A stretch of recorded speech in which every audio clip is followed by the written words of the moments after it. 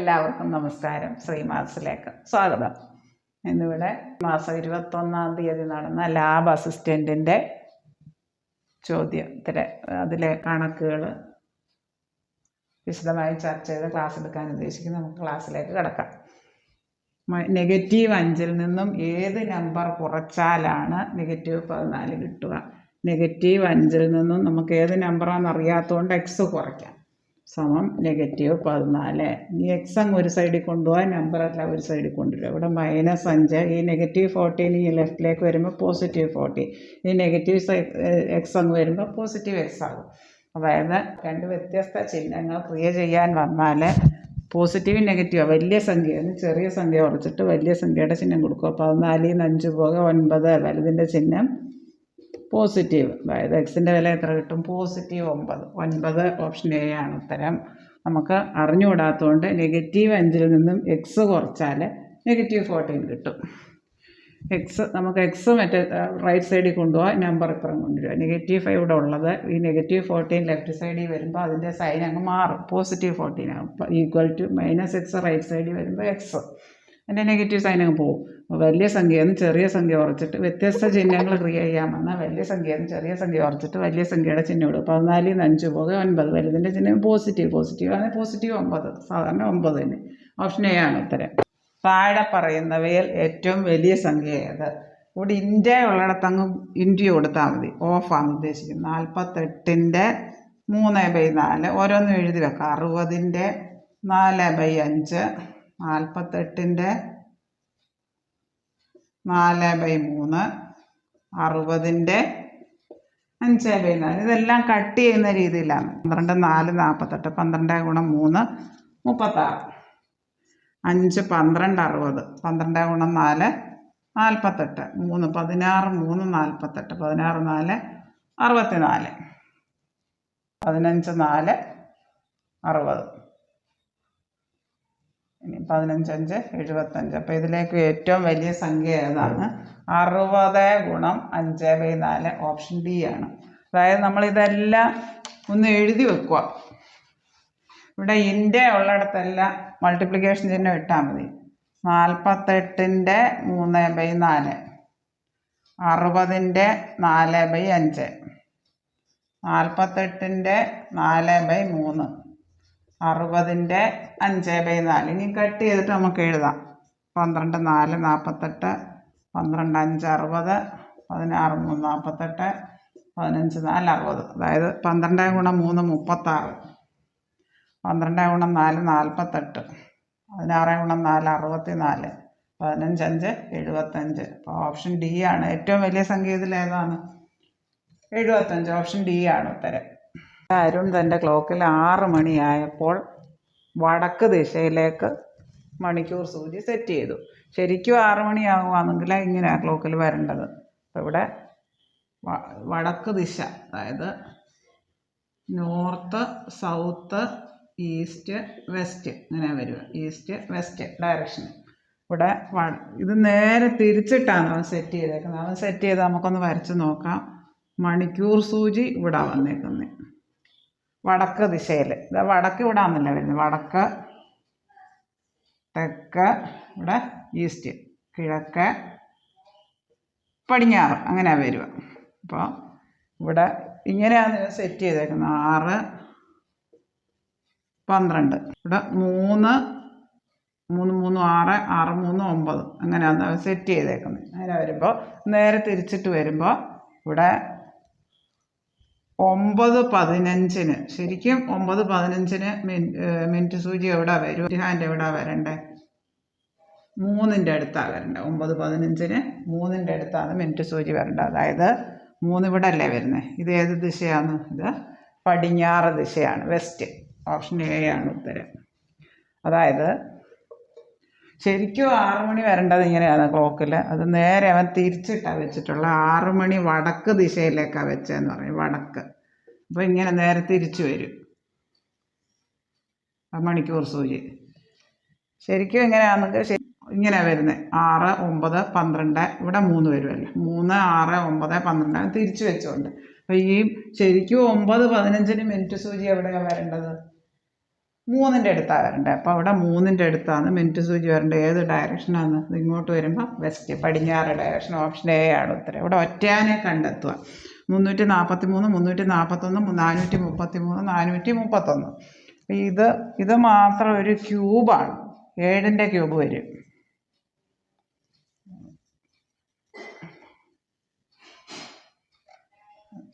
Cube വരും. അതുകൊണ്ട് ഇതാണ് സാധ്യത. പക്ഷേ ഈ ക്വസ്റ്റ്യൻ അത്ര കറക്റ്റിന് ശരിയല്ല. ഇതൊരു 11ൻ്റെ മൾട്ടിപ്പിളാണ്. ഓൾട്ടർനേറ്റ് ഡിജിറ്റ് ആഡ് ചെയ്തിട്ട് കുറച്ച് കഴിഞ്ഞാൽ അവിടെ 0 വരും. 0, 11, 22 അങ്ങനെ വരുവാണെങ്കിൽ 33 അങ്ങനെ വരുവാണെങ്കിൽ ഇവിടെ 11ൻ്റെ മൾട്ടിപ്പിളാണ്. ഇത് പ്രൈം നമ്പറാണ്, ഇത് പ്രൈം നമ്പറാണ്. ഇത് രണ്ടും അഭാജ്യ സംഖ്യകളാണ്. അപ്പോൾ ഈ ക്വസ്റ്റ്യൻ ഒരു സാധ്യതയുള്ളത് ഇതാണ് 343, അതായത് 7ൻ്റെ ക്യൂബാണ്. മറ്റേതൊന്നും അല്ല. പക്ഷേ ക്വസ്റ്റ്യൻ അത്ര വ്യക്തമല്ല.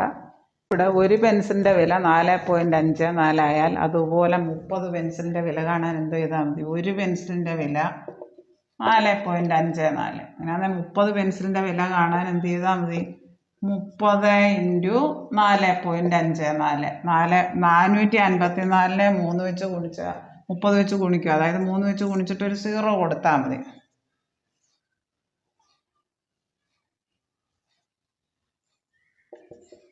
13,620 വരും. 2 സ്ഥാനം മാറ്റി കുത്തിടുക. 136.20. 136.20. ഓപ്ഷൻ സി ആണ് ഉത്തരം. അതായത് ഒരു പെൻസിലിൻ്റെ വില 4.54 ആണെങ്കിൽ അതുപോലെയുള്ള 30 പെൻസിലിൻ്റെ വില കാണാൻ ആ 30 ഇട്ട് ഗുണിച്ചാൽ മതി. ചെറിയ ക്ലാസ്സിൽ പഠിക്കുന്ന 30 × 4.54. 454 30 കൂടെ ഗുണിച്ചിട്ട് 2 സ്ഥാനം മാറ്റി കുത്തിടുക. 13,620 വരും. 3 ഇട്ട് ഗുണിച്ചിട്ട് ഒരു 0 കൂടെ കൊടുത്താൽ മതിയല്ലോ. 454 30 കൂടെ ഗുണിച്ചിട്ട് 13,620 വരും. 2 സ്ഥാനം, ഇവിടെ 2 സ്ഥാനം ഉണ്ടായിട്ട് 2 സ്ഥാനം മാറ്റി കുത്തിടുക. 0.7 2 സ്ഥാനം ഇതിലും വരണം. 136.20. ഇവിടെ ഓറിയൽ is to room is equivalent to 10 is to dash. അതായത് റൂമിൻ്റെ ഉള്ളിൽ വരുന്ന ഒരു ഫീച്ചറാണ് ഓറിയൽ. അതുപോലെ 10 അതുമായിട്ട് ബന്ധപ്പെട്ട് വരുന്നത് മസിൽസാണ്. മസിൽസ്.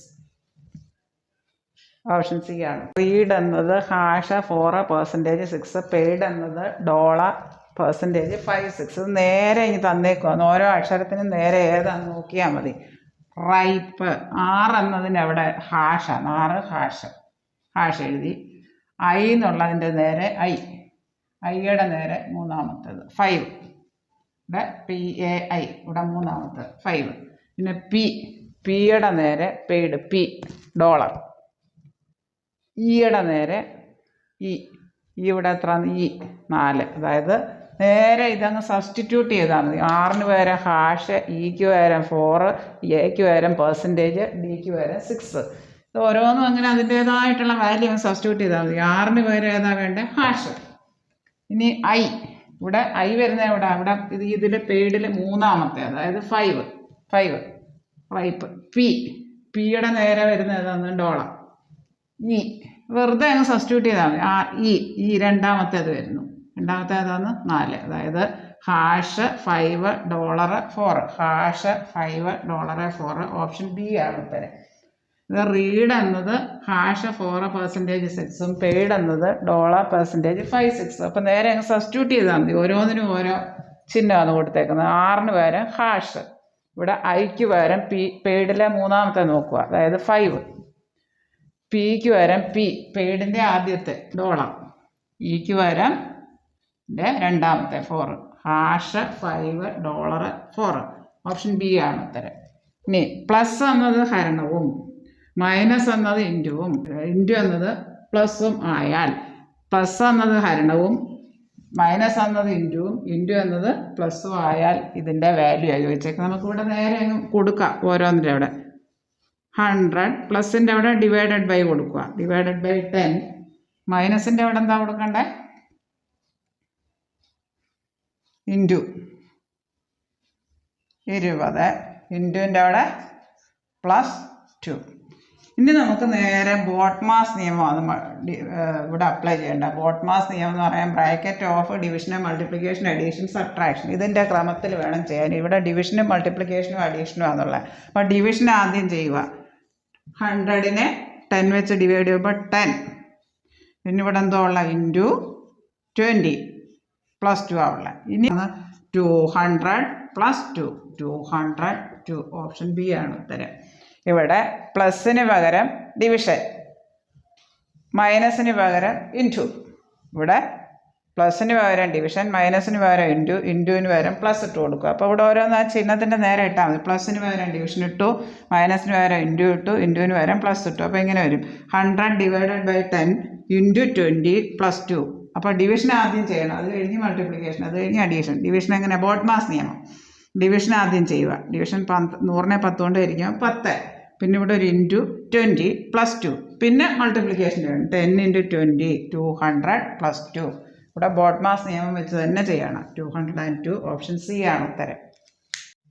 5, 10, 15, 20, 25 എന്നീ സംഖ്യകളുടെ ശരാശരി എത്ര? ഇവിടെ ഗ്യാപ്പ് ഒരുപോലെ ആയതുകൊണ്ട് ഒത്ത മധ്യത്തുള്ളതാണെന്ന് വരും. എല്ലാ അരിത്തമെറ്റിക് സീരീസ് ആയിട്ട് വരും. അപ്പോൾ 15 ഉത്തരം. ഓപ്ഷൻ സി ആണ് ഉത്തരം. ഒരേ ഗ്യാപ്പാണെങ്കിൽ ഒത്ത മധ്യത്തിൽ വരുന്നതാണ് വരിക ശരാശരി. 2n+5 സമം 1024. 1024 നമ്മൾ ചെറുതാക്കി കൊണ്ടുവരണം.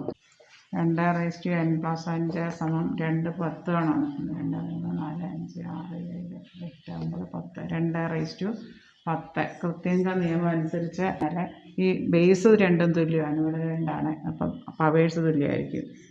n+5 = 10. അതായത് n = 10 - 5. 5 ആണ് ഉത്തരം. ഓപ്ഷൻ എ ആണ് വരുന്നത്. പക്ഷേങ്കിൽ ഇവിടെ ക്വസ്റ്റ്യനിൽ അവർക്കൊരു മിസ്റ്റേക്ക് പറ്റിയിട്ടുണ്ട്. ഇവിടെ ഇവർ എക്സ് ആയിരിക്കും ഇവിടെ ഉദ്ദേശിച്ചത്. ഇവിടെ എക്സിൻ്റെ വില ചോദിച്ചേക്കും. ക്വസ്റ്റ്യനിൽ എക്സ് ഇല്ലല്ലോ. n+5 അവർക്ക് ക്വസ്റ്റ്യനൊരു മിസ്റ്റേക്ക് പറ്റിയാണ്. പക്ഷേ ഓപ്ഷണലായിട്ട് നോക്കിയാൽ ആൻസർ 5 ആണ് വരിക. ഇത്രയും കാര്യങ്ങൾ നല്ലതുപോലെ മനസ്സിലായി എന്ന് വിശ്വസിക്കട്ടെ. ഈ വീഡിയോ നിങ്ങൾക്ക് ഇഷ്ടപ്പെട്ടെങ്കിൽ ലൈക്ക് ചെയ്യുക, ഷെയർ ചെയ്യുക, സബ്സ്ക്രൈബ് ചെയ്യുക. നിങ്ങളുടെ എല്ലാ കൂട്ടുകാരിലേക്ക് വീഡിയോ എത്തിക്കുക. സബ്സ്ക്രൈബ് ചെയ്യാൻ മറക്കല്ലേ. Thank you for all.